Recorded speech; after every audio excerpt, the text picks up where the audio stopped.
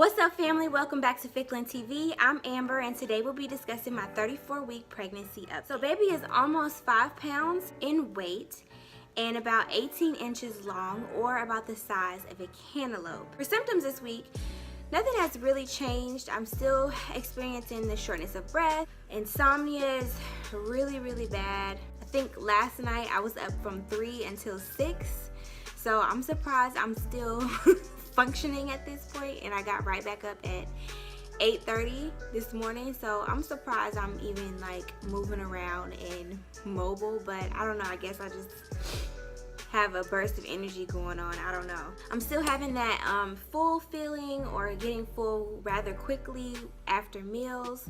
I don't really find myself starving, so I'll eat, but I'm not like super hungry because I'm just like full, because I know baby is like really big now. The stomach, my lungs, everything is like squished together, like, so I don't feel like, I just feel really tight on the inside. I think a new symptom, or at least maybe it's not new, it's just something I realized this week, is this anxiousness when I'm in the car too long. If you live in Atlanta, or if you live in a big city, then you'll know that traffic is insane here. Like, it's ridiculous. Like, anywhere you want to go, it's going to take 30 minutes to get there because of traffic alone. And because of that, I'm usually in the car anywhere from 30 minutes to an hour going wherever I need to go, and then 30 minutes to an hour coming back from there to get home. So I don't know, I just find myself being really anxious if I'm in the car too long. And I'm usually not like that when I'm not pregnant. I can take long road trips, it doesn't bother me.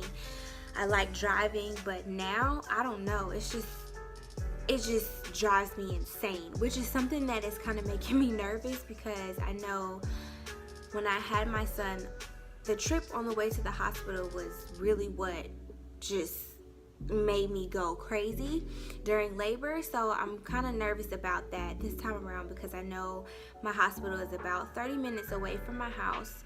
So I am kind of not looking forward to going through labor and having to survive the ride.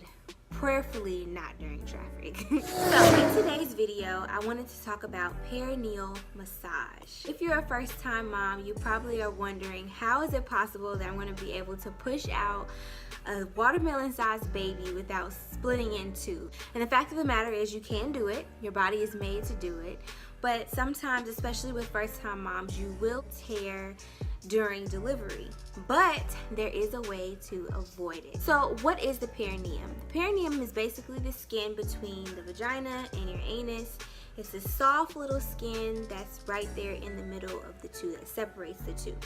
Because of intense pressure during the pushing phase of labor, sometimes that area can tear, and it can be a small tear where you won't need any type of help afterwards, or it can be a very jagged tear, big tear, where you'll need stitches. Usually during first time deliveries, doctors will go ahead and perform an episiotomy, and basically that's where they take some scissors and they just go ahead and clamp down, sometimes with or without the mom's consent, which in my case, in my first delivery, that's what happened. My doctor did not ask if I wanted an episiotomy. She just went ahead and performed one, and I regret that ever since.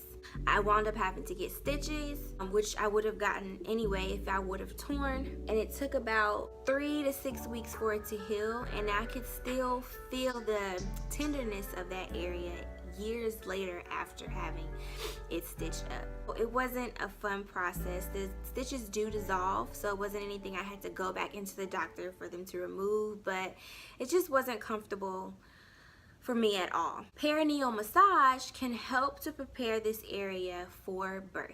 Some of the benefits of perineal massage can be to ease your pain during crowning, or that ring of fire that some women say they feel as baby's head is coming out. It can also help baby's head to come down quicker or easier, as well as avoid tearing and the ultimate episiotomy. Now, some ladies don't mind doing it themselves. If you can reach the area, I would encourage you to do it yourself. You need to get familiar with what's going on down there anyway. But it's also beneficial if you have your partner do it, because they may want to get included. And I'm sure they won't mind, because anyone's partner is probably already familiar with that area anyway. now is the perfect time at 34 weeks to begin starting doing your perineal massages once or twice a week. If you can do it more than that, maybe 3 to 4 times, the benefit is even more to you. If you start before then, it's not really shown to be any benefit. You may just be wasting your time, and then any time after that, of course, it's safe to say that you can start it then as well. What you're gonna need are clean hands. You need a safe, non-toxic, non-irritating massage oil such as coconut oil, vitamin E oil. Primrose oil is another really good one. A mirror if you're doing this yourself, and a warm towel. So the first thing you want to do is you can either take a warm bath to soften that area up down there, or you can take the warm towel and apply it to the area, compress it to soften the area up to make it really nice and flexible. The next thing you're going to do is insert 1 or 2 thumbs into the bottom of your vagina. And you want to firmly but gently begin pressing down on the perineal, right down on it. You're going to do this for about 1 to 2 minutes. If you feel any stretching or burning, that's great, because that means you're doing exactly what you're supposed to be doing, stretching it out. Once you finish stretching out the perineal, you want to start taking your thumbs and going up the sides of the vagina like this.